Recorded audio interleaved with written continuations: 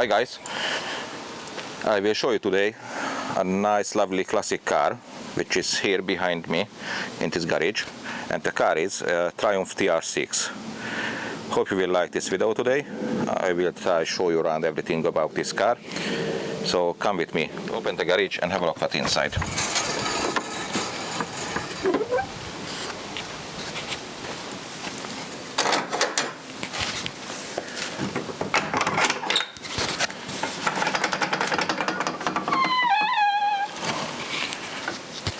As you can see, the car kept in really good tinted bubble for protect from many things, dust and other things. So you will see this car is really good condition.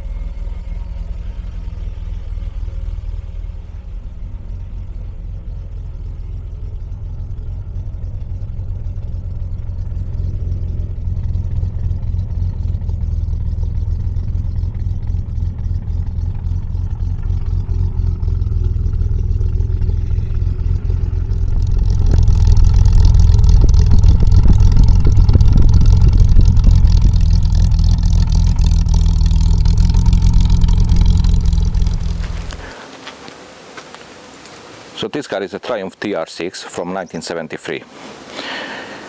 Triumph released this car in 1968 and made until July 1976. Made altogether more than 92,000, but in UK only were sold 8,400. Almost the rest of the cars were imported to the US. Triumph was positioning this car class of the sports car, which is, I think, was good. It looks like a sporty shape back in the days. Triumph had a limited budget, but they wanted to give to people something new, something looks great, modern. So they asked Carman Design Studio instead of the low budget for make a nice shape, interior, exterior, make a great car. And as you can see, they made it well. I think it's a really great shape, great looking car. It was only one option for the engine, which was the 2.5 liter straight 6 petrol engine, fitted with a 4-speed manual gearbox, and was an optional extra overdrive, which was a popular extra beside the removable hardtop. Was a few other optional extras which wasn't popular, so nowadays very rare to find. That was, for example, the anti-roll bar and the limited slip differential. Different interior and exterior colors were available in different years. For example, the royal blue color was only available till 1971, or Inca yellow were available only in 1976 TR6S model. Was many little changes over the years, little upgrades or changing things for try make it better. So I think it's very difficult to find nowadays two exactly same car on the market. It just could be a little things different here or there. By the way, regarding the DVLA history, back in 2020, were 4,000 TR6 on the road in the UK and additional 1,300 which was sold. Back in the early 2000s, too many TR6 in the country, it's getting more popular. So around mid-late 2000s, people started buying from US, imported back to the UK. So this was basically a couple of basic information about TR6. And now I would like to invite the owner of this car, who know much better anything about this car and can tell you a lot more about this, what you need to know if you're thinking about buying one of these. So guys, now like what I told you, now I'm here with the owner of this car. So please welcome my friend, Joe. Hi Joseph, nice to see you. You too, how are you? I'm very well, thank you very much, thank you. Yeah, so this is my TR6. I've owned her since June 2004, so I've had her for 21 years now. And she's a very reliable car to drive. Hard work, no powered assisted steering. There's a servo on the brakes, but the clutch is very heavy. But it's an involving drive.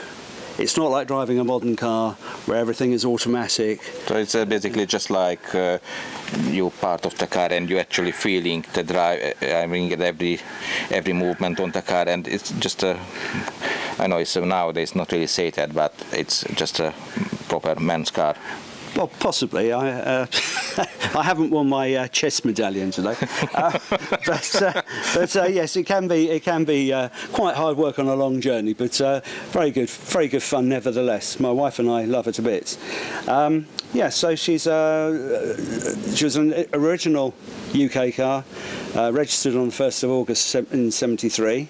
I have a heritage certificate that confirms that she was originally white in colour, and was subjected to a rebuild in the early 1990s. Mm-hmm. And at that stage the colour was changed from white to red. The other big modification on this particular car, and it was there when I bought her, was the fact this is a CR model. CR model followed the CP model, CP being a 150 horsepower, and this CR series was derated to make it more manageable to 125 horsepower. However, this car back in 1989 had its engine replaced by from a 125 horsepower to the 150 horsepower engine. It also has gas float heads and a sports exhaust. So instead of 150, I think she's nearer 170 horsepower. Mm-hmm. And certainly. So basically, it's more reliable now. Or it's just additional power? I think she benefits from the additional power. Certainly she's very torquey. Sometimes she forgets driving along, and perhaps you should drop a gear, but she's quite happy to pull away at low revs. And yeah, she's very pleased with her. Very pleased with her. I'll be sad to see her go. Do I say that? Yeah. Like what you said, it was originally white. Yeah. For me personally, mm-hmm. I just can imagine this car in white, possibly nice as well, but I think for something like this, a little sports car, comfortable, it's more, just looks better with a red. Yes, yeah. I think this is my opinion. Yeah, well, I think I agree with you, but yeah, because the traditional, if I was a little boy at school and I drew a sports car, it would probably be in red. This is signal red. There were various colours during its production, and its production being in the 1970s, some of the colours are really quite horrific by today's standards, with rather ghastly sort of mustard yellows and I think the mustard yellow was the Inca yellow, which was only in '76. Right. But I'm not sure I'm right, but I think this is what you mean, that color. Yes, and I'm sure they were fashionable at the time, but they're not to my taste. Shall I lift the bonnet, and would you like to? Yeah, if you don't mind, please. See under the bonnet. So shall I start? I'll start her up. Thank you. Okay. I'll have to open her from that side.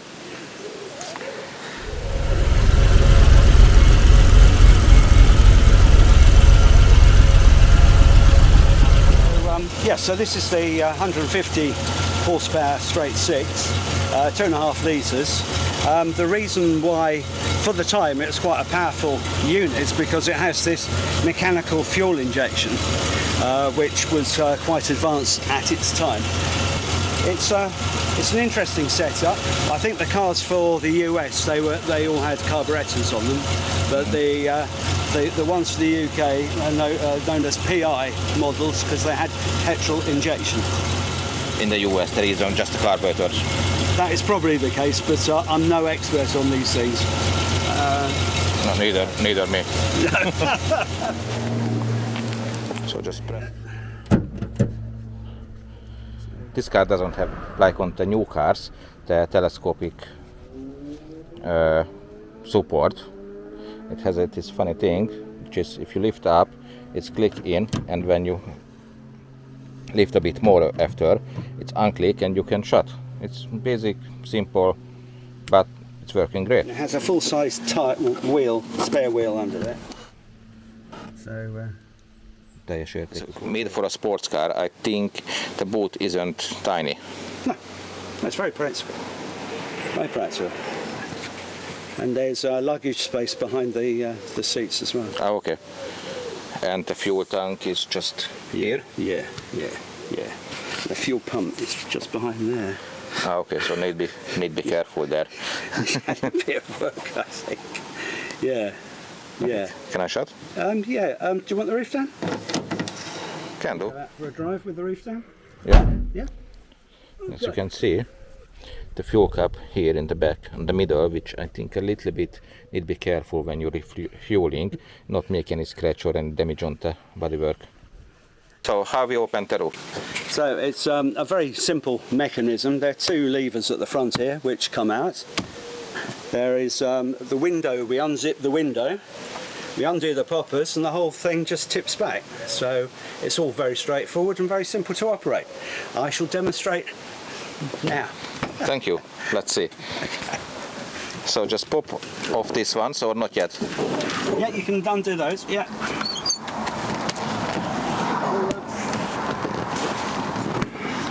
Okay, it's all three off. This window like that. Like that. It's come out like that. That's it. Then I'm just at the back. There's a bit of Velcro just on that side of the frame. Yeah. That can undo all of it. Yeah, like that. Bring that down like that. Bring this out as far as it will go. That way.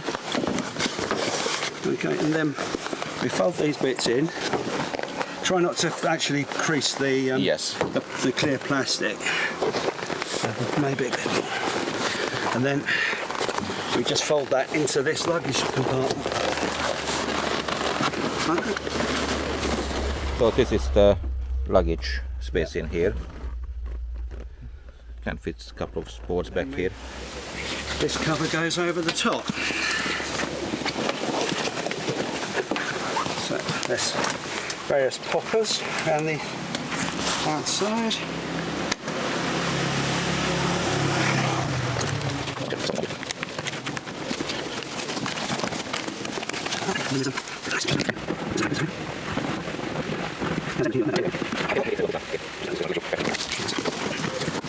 Different compared to MX-5. You have to unzip the rear window. Unzip the rear window to basically to and then need folding the roof, and you have to use the cover for.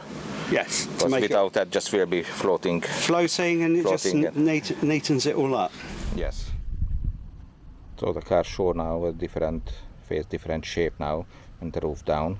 Let's see.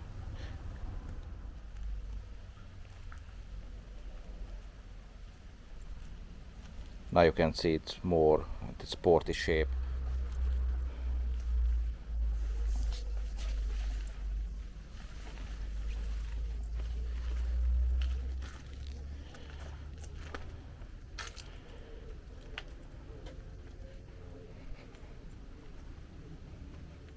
And if we already here, just quickly have a look around the interior. As you can see, it's nice wooden dashboard, This real wood, not like nowadays the modern cars, and just a plastic look-alike wood. It's real wood. The dashboard give you many information as need.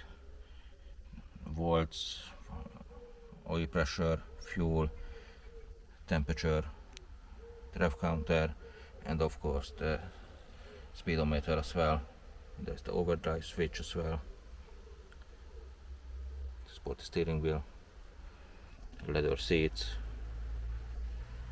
fan, other switches down here, and the classic radio which you need for the old car.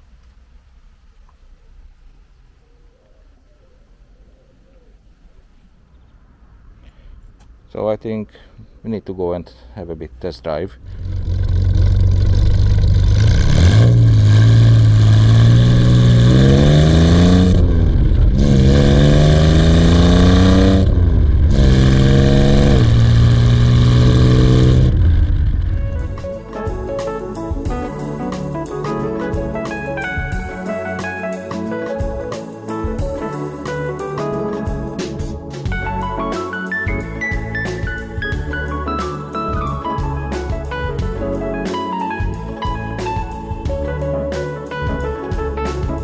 So what's actually the overdrive? Why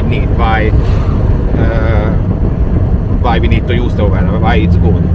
Okay, well, overdrive used to be quite popular on British cars, certainly, and probably European makes as well. And basically, it's by having an overdrive, it's like having a second gearbox attached to the actual gearbox. So it lengthens the ratio, so it drops the revs. Is that right? Yes. Or is it shorten the revs? Anyway, you have to understand that bit. Yeah. So currently we are going along in third without the overdrive, and then when I go around this bend, I'll click it into overdrive, and it will automatically go into a higher gear.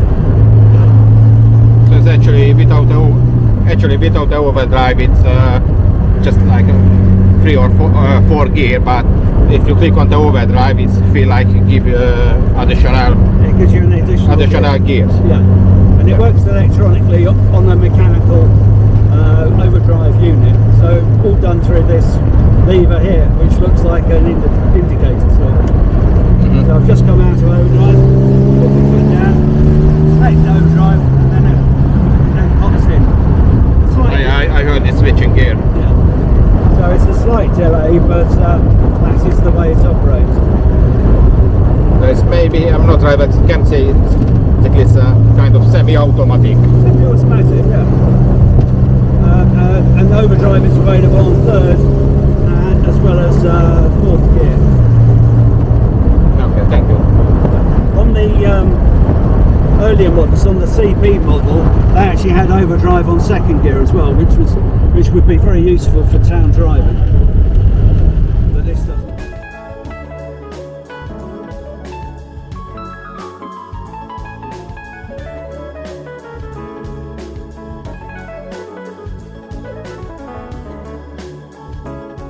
So have a look, speed up. Okay, so when these cars were new, they were quite quick in the late 60s and had a 0 to 60 time in about just over 8 seconds with a top speed of about 120. Certainly, With the 8 second isn't bad for nowadays as well. certainly because you're quite low, it feels quicker than in a modern car, because you're more open to the elements, you're more involved with the drive, so it feels a lot quicker probably from this position than it would from the wheel of a more modern vehicle. Well, driving this car, it's an amazing feeling, and actually it's very good on the road. Just pick up the speed easily, and smooth changing gears, and smooth changing gears,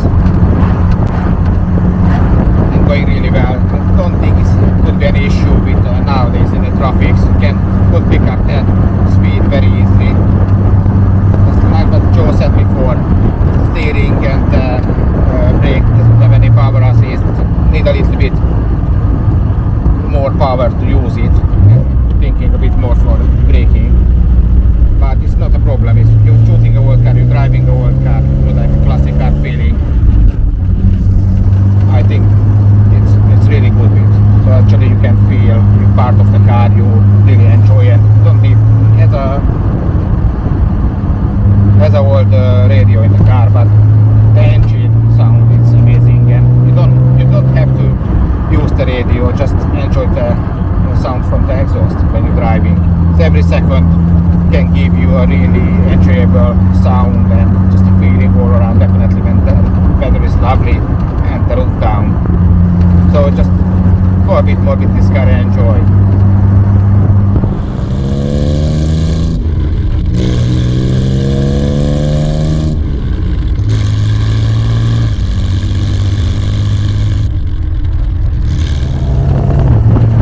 Usually in the cars, counter is a little bit, not quite right. Show a bit more than actually your speed. But some reason in the TR6, the counter working in the opposite way.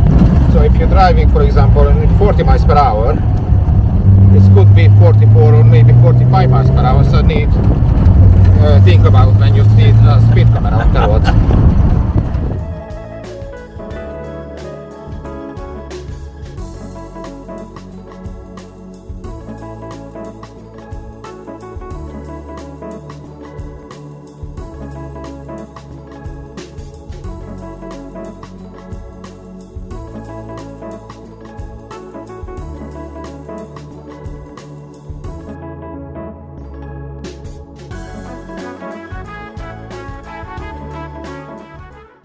So guys, we finished today this classic car video. Hope you enjoyed what I show you. So thank you very much, Joe. Thanks, Joe. Okay, it's been a pleasure. Absolute pleasure to show you. Please subscribe on my channel if you didn't yet and share my videos. Thanks for watching and see you next time. Bye.